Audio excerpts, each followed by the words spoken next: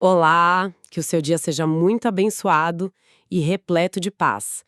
Hoje a gente vai mergulhar fundo em uma fonte que traz um argumento bem provocador sobre a história da civilização.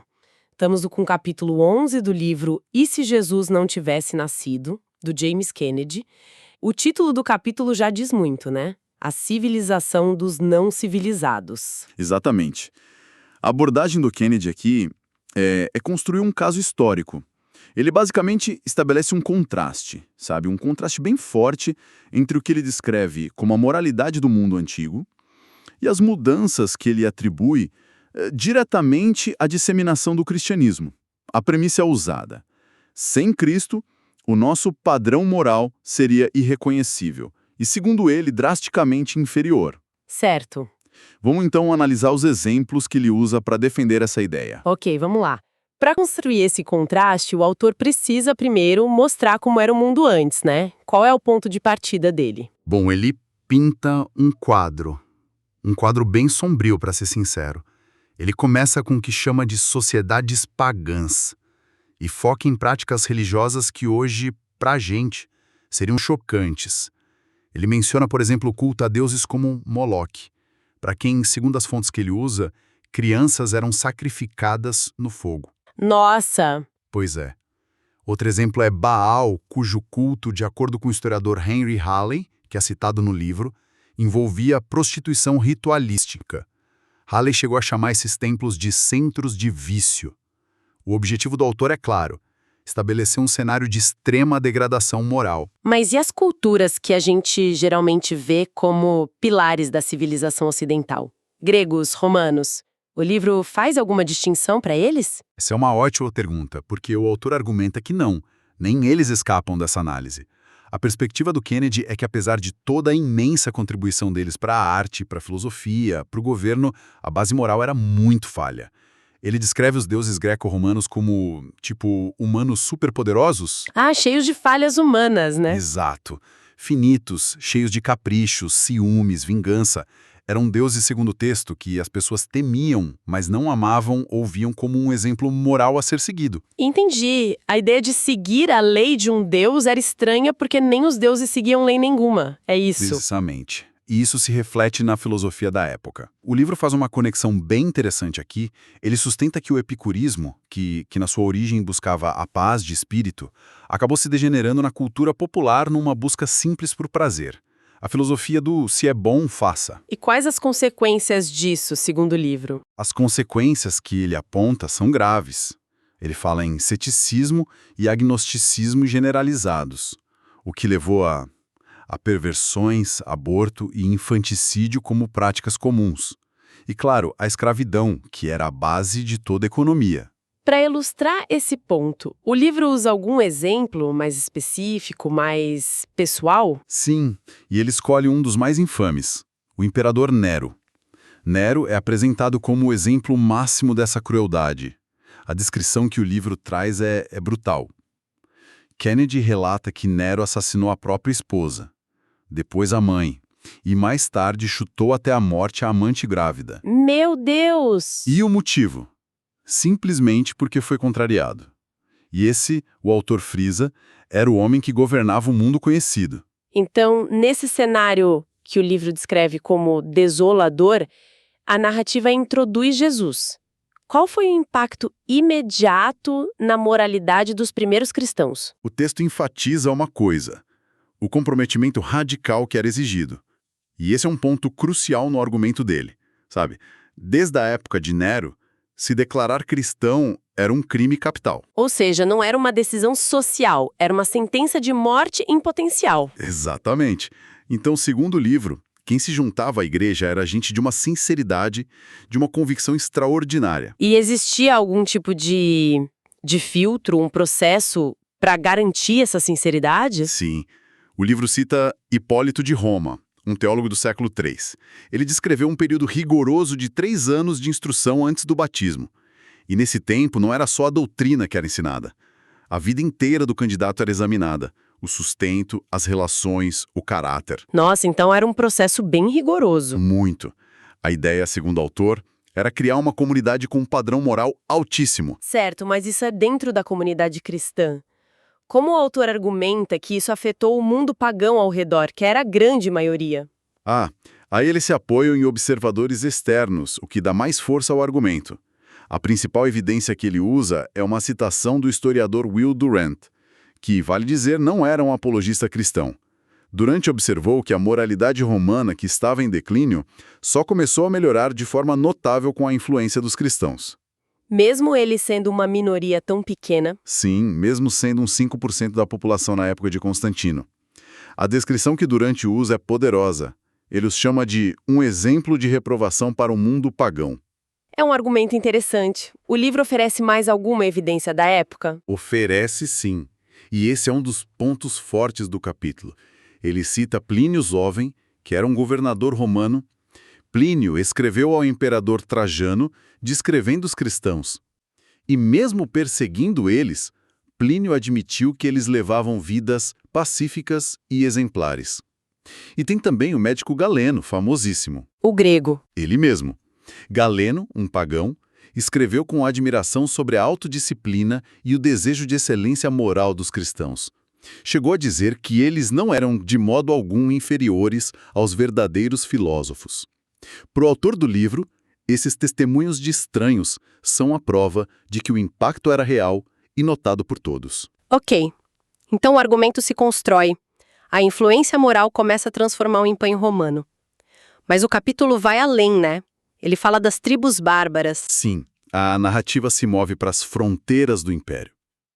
E a descrição que o livro faz dessas tribos, como os francos, os godos, os saxões, é bem contundente. Para maximizar o contraste, claro.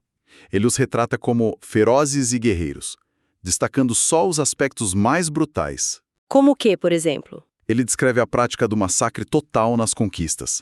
Homens, mulheres, crianças, tudo era destruído como sacrifício ao deus da guerra.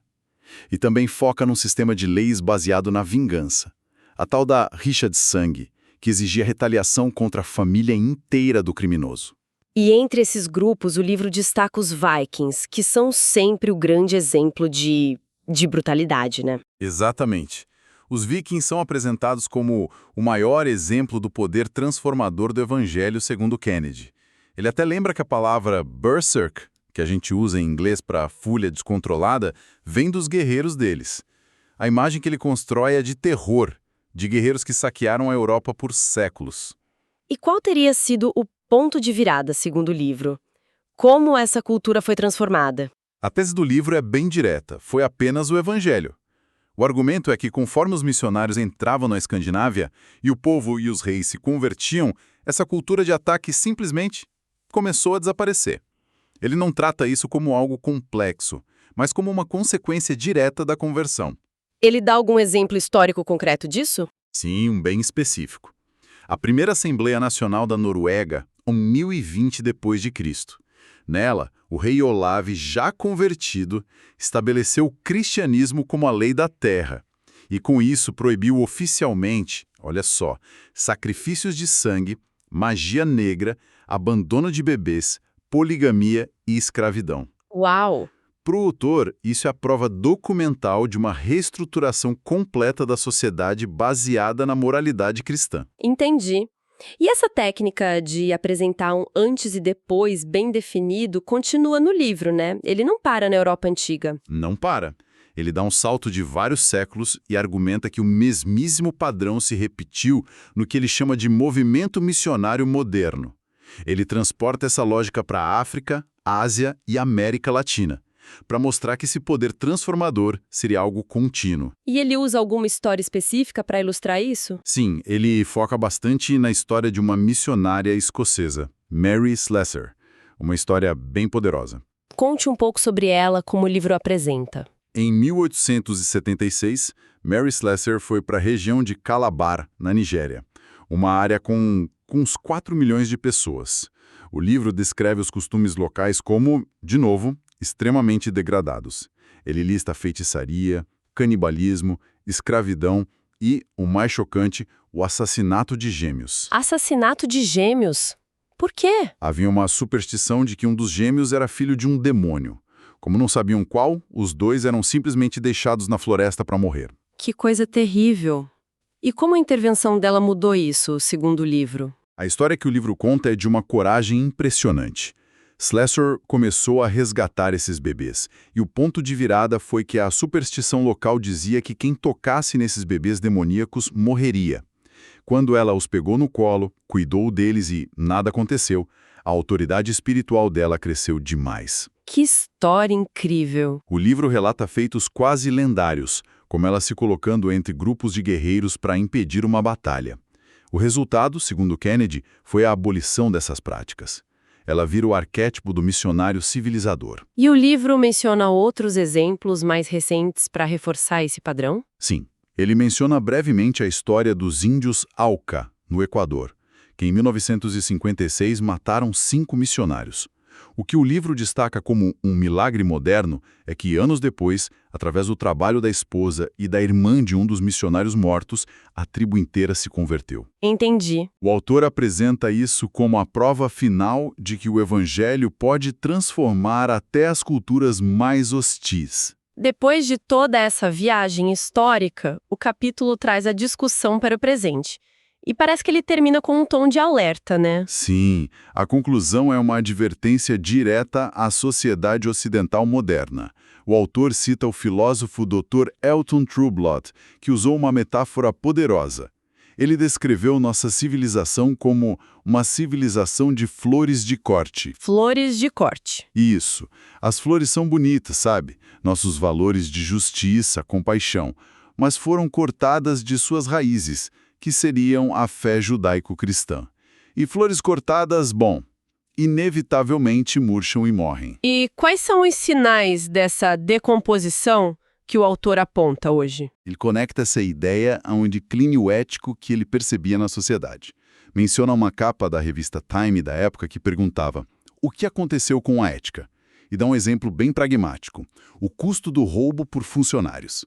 Ele diz que isso aumenta o custo dos produtos em até 15%, um valor que ele chama sarcasticamente de imposto do pecado. O imposto pago por todos nós, no fim das contas. Exato. Para ele, é um sintoma de uma sociedade que perdeu sua bússola moral. Isso nos leva ao ponto filosófico final do livro. A ideia de que não se pode tirar um deveria de um é. Pode explicar isso um pouco melhor? Claro. Esse é o pilar da conclusão dele. A ideia é que só observar o mundo, ou seja, o que é, não nos diz como ele deveria ser. Só porque muita gente faz algo, sonegar imposto, por exemplo, isso não torna a ação correta. Certo. O argumento do Kennedy é que sem uma revelação divina, uma autoridade externa que diga o que é certo e errado, a moralidade vira só uma questão de opinião ou de estatística. Ele postula que Deus não só revelou esse código, mas também capacita quem crê a segui-lo. Qual é então a frase final, o resumo do argumento de todo o capítulo? A conclusão é direta e contundente. O livro afirma que, sem Jesus, o mundo seria irreconhecível.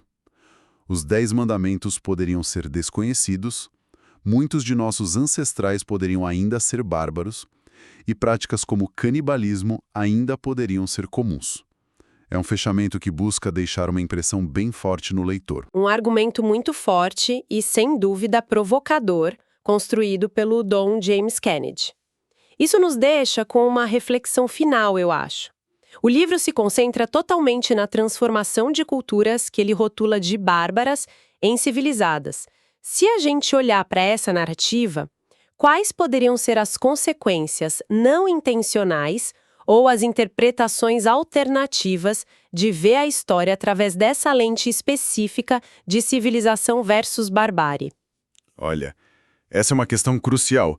Uma análise mais crítica poderia apontar que essa mesma narrativa de civilizar os bárbaros foi, historicamente, usada para justificar o colonialismo, a supressão de culturas nativas. Ver uma cultura como inerentemente degradada pode levar à desvalorização de tudo que ela tem. Tradições, conhecimentos, estruturas sociais. É como se o modelo ocidental cristão fosse o único válido. A lente que o Kennedy usa é poderosa para o argumento dele, mas carrega um peso histórico bem complexo, que abre espaço para muitas outras interpretações. Uma reflexão muito importante para a gente manter em mente. Iremos explorar mais das ideias deste livro no nosso próximo encontro. Que Deus abençoe todos os ouvintes.